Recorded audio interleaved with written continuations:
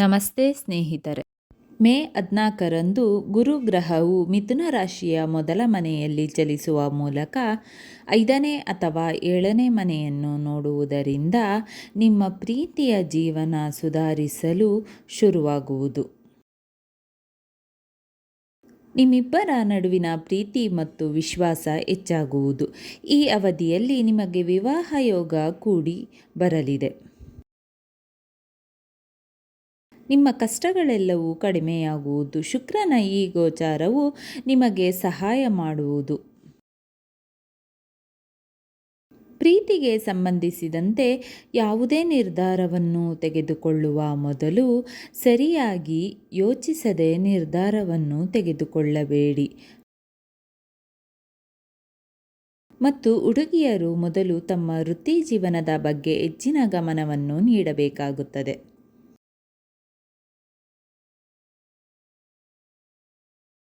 ಕುಟುಂಬ ಜೀವನ 2025 ಮಿಥುನ ರಾಶಿಯವರಿಗೆ ಉತ್ತಮವಾಗಿರುತ್ತದೆ. 1ನೇ ಅರ್ಧ ಅಶುಭ ಮತ್ತು 2ನೇ ಅರ್ಧ ಶುಭವಾಗಿರುತ್ತದೆ. ಇದರಿಂದ ಕೌಟುಂಬಿಕ ಸಮಸ್ಯೆಗಳು ಎದುರಾಗುತ್ತವೆ.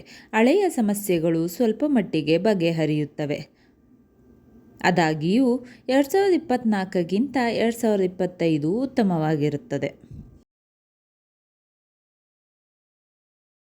ವೈವಾಹಿಕ ಜೀವನ ಮಿಥುನ ರಾಶಿಯವರಿಗೆ ಮದುವೆಯ ಸಾಧ್ಯತೆಗಳು ಹೆಚ್ಚಾಗುತ್ತವೆ. ಪ್ರತಿಭಾವಂತ ಮತ್ತು ಸುಂದರ ಜೀವನ ಸಂಗಾತಿ ಸಿಗುತ್ತಾರೆ. ಗುರುವಿನ ಪ್ರತಿಕೂಲ ಫಲಿತಾಂಶವು ನಿಮ್ಮ ವೈವಾಹಿಕ ಜೀವನದ ಮೇಲೆ ಪರಿಣಾಮ ಬೀರಬಹುದು. ಸಣ್ಣ ವಿಷಯಗಳು ಗೊಂದಲವನ್ನು ಉಂಟುಮಾಡಬಹುದು. ಮೇ 2025ರ ನಂತರ ಗುರು 7ನೇ ಮನೆಗೆ ಹೋಗುವುದರಿಂದ ಎಲ್ಲವೂ ಬಂದು ಹೋಗುತ್ತದೆ. ಸಮಸ್ಯೆಗಳನ್ನು ಪರಿಹರಿಸುವುದು ನಿಮ್ಮ ಸಂಪೂರ್ಣ ಗಮನವಾಗಿರಬೇಕು.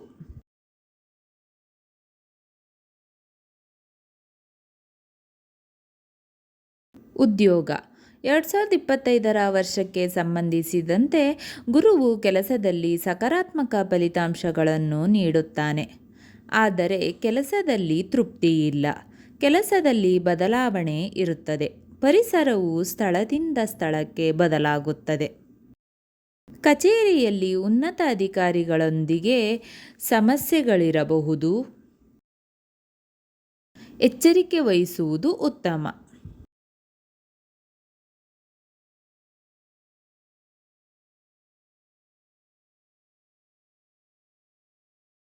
ಆರ್ಥಿಕತೆ 2025ರ ಹೊಸ ವರ್ಷಕ್ಕೆ ಸಂಬಂಧಿಸಿದಂತೆ ಮಿಥುನ ರಾಶಿಯವರಿಗೆ ಯಾವುದೇ ಹಣಕಾಸಿನ ಸಮಸ್ಯೆಗಳಿಲ್ಲ.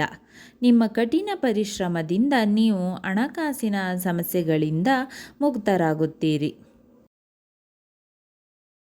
ಆದರೆ ವರ್ಷದ ಆರಂಭದಿಂದ 5 ತಿಂಗಳವರೆಗೆ ಹೆಚ್ಚುವರಿ ವೆಚ್ಚವಾಗುತ್ತದೆ. ಅದರ ನಂತರ ಮುಂದಿನ ತಿಂಗಳುಗಳಲ್ಲಿ ಆರ್ಥಿಕತೆಯಲ್ಲಿ ಸುಧಾರಣೆ ಕಂಡುಬರಲಿದೆ.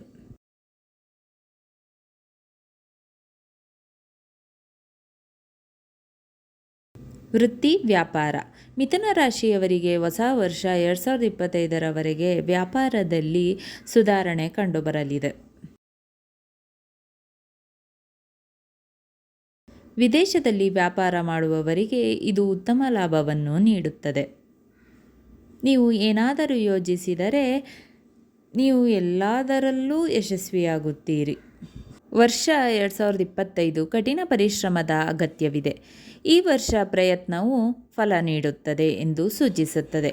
ಕಳೆದ ವರ್ಷಕ್ಕಿಂತ ಈ ವರ್ಷ ವ್ಯಾಪಾರದಲ್ಲಿ ಉತ್ತಮ ಫಲಿತಾಂಶವನ್ನು ನೀಡುತ್ತದೆ.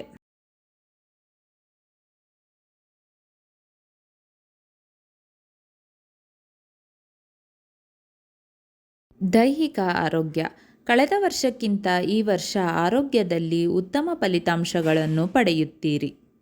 ವರ್ಷದ ಆರಂಭದಲ್ಲಿ ಗುರು ಪ್ರತಿಕೂಲ ಸ್ಥಾನದಲ್ಲಿದ್ದು ಹೊಟ್ಟೆಗೆ ಸಂಬಂಧಿಸಿದ ಸಮಸ್ಯೆಗಳು ಬರಬಹುದು. ಆಹಾರದ ಬಗ್ಗೆ ಮಾತ್ರ ಜಾಗರೂಕರಾಗಿರಿ. ಕೆಲವೊಮ್ಮೆ ಎದೆಯ ಪ್ರದೇಶಗಳಲ್ಲಿ ಸಮಸ್ಯೆಗಳಿರಬಹುದು. ಇದು ತೀವ್ರಗೊಳ್ಳುವ ಮೊದಲು ವೈದ್ಯರ ಬಳಿಗೆ ಹೋಗುವುದು ಮುಖ್ಯ.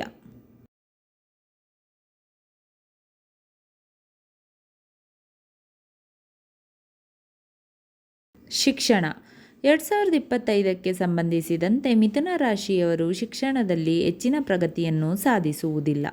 ಗುರು ವರ್ಷದ ಆರಂಭದಿಂದ ಮೇ ಮಧ್ಯದವರೆಗೆ ನಿಮ್ಮ 12ನೇ ಮನೆಯಲ್ಲಿದ್ದಾರೆ. ಇದರಿಂದ ವಿದೇಶದಲ್ಲಿ ವ್ಯಾಸಂಗ ಮಾಡುತ್ತಿರುವ ವಿದ್ಯಾರ್ಥಿಗಳಿಗೆ ಅನುಕೂಲವಾಗಲಿದೆ. ಮೇ ನಂತರ ಗುರು ನಿಮ್ಮ ಮೊದಲ ಮನೆಗೆ ಪ್ರವೇಶಿಸುತ್ತಾರೆ. ಇದು ಅನುಕೂಲಕರವಾಗಿಲ್ಲದಿದ್ದರೂ ಸಹ ಶಿಕ್ಷಕರು ಮತ್ತು ಹಿರಿಯರನ್ನು ಗೌರವಿಸುವ ವಿದ್ಯಾರ್ಥಿಗಳಿಗೆ ಉತ್ತಮ ಪ್ರಗತಿಯನ್ನು ನೀಡುತ್ತದೆ. ಬುದ್ಧಿವಂತ ಗುರು ನಿಮ್ಮ ಜ್ಞಾನ ಮತ್ತು ಕಲಿಕೆಯ ಸಾಮರ್ಥ್ಯವನ್ನು ಸುಧಾರಿಸುತ್ತಾರೆ. ಈ ವರ್ಷದಲ್ಲಿ ನೀವು ಸಂಪೂರ್ಣ ಏಕಾಗ್ರತೆಯಿಂದ ಅಧ್ಯಯನ ಮಾಡಿದರೆ ನೀವು ಉತ್ತಮ ಫಲಿತಾಂಶವನ್ನು ಪಡೆಯುತ್ತೀರಿ.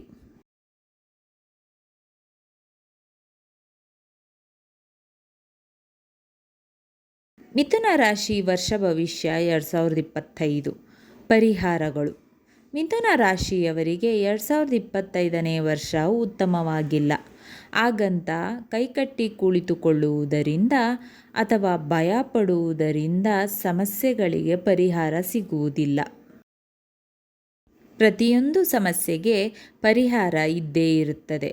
ಹೀಗಾಗಿ ಮುಂದಿನ ವರ್ಷ ಕೆಲ ಪರಿಹಾರಗಳನ್ನು ಮಾಡುವುದರಿಂದ ಮಿಥುನ ರಾಶಿಯವರಿಗೆ ಸಮಸ್ಯೆಗಳ ಪ್ರಭಾವ ಕಡಿಮೆಯಾಗುತ್ತದೆ.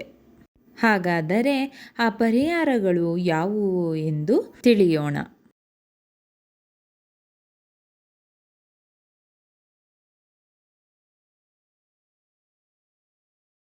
ಮೃಗಶಿರ ನಕ್ಷತ್ರದ ಮಿಥುನ ರಾಶಿಯವರು ಮೇ 18ನೇ ತಾರೀಖೊಳಗಡೆ ತಿರುಚೆಂದೂರ್ ಸುಬ್ರಹ್ಮಣ್ಯ ದೇವಸ್ಥಾನಕ್ಕೆ ಹೋಗಿ ಬರುವುದು ಉತ್ತಮ. ಆರಿದ್ರ ನಕ್ಷತ್ರದ ಮಿಥುನ ರಾಶಿಯವರು ತಂಜಾವೂರಿನ ಬೃಹದೀಶ್ವರ ದೇವಸ್ಥಾನಕ್ಕೆ ಭೇಟಿ ನೀಡಿ.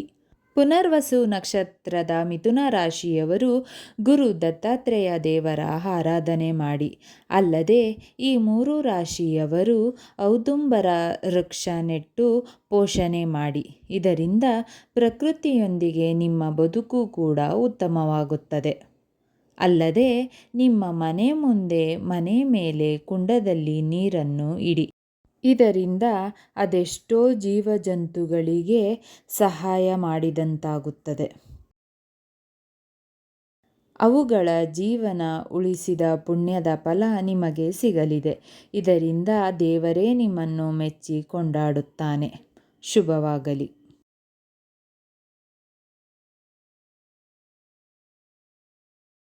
ಗಮನಿಸಿ, ಜ್ಯೋತಿಷ್ಯ ಶಾಸ್ತ್ರದ ಲೆಕ್ಕಾಚಾರಕ್ಕೆ ಹಲವು ಸೂತ್ರಗಳಿವೆ. ನಿರ್ದಿಷ್ಟ ರೀತಿಯಲ್ಲಿ ಕ್ರಮಬದ್ಧವಾಗಿ ಈ ರಾಶಿ ಭವಿಷ್ಯ ನೀಡಲಾಗಿದೆ. ಆದರೆ ಒಟ್ಟಾರೆಯಾಗಿ ಜ್ಯೋತಿಷ್ಯ ಎನ್ನುವುದು ನಂಬಿಕೆಯ ಮಾತು. ಇಲ್ಲಿರುವ ಯಾವುದೇ ಶಿಫಾರಸು ಅಥವಾ ಸಲಹೆಗಳನ್ನು ಪಾಲಿಸುವುದು ಓದುಗರ ವಿವೇಚನೆ, ನಂಬಿಕೆಗೆ ಬಿಟ್ಟ ವಿಷಯವಾಗಿರುತ್ತದೆ.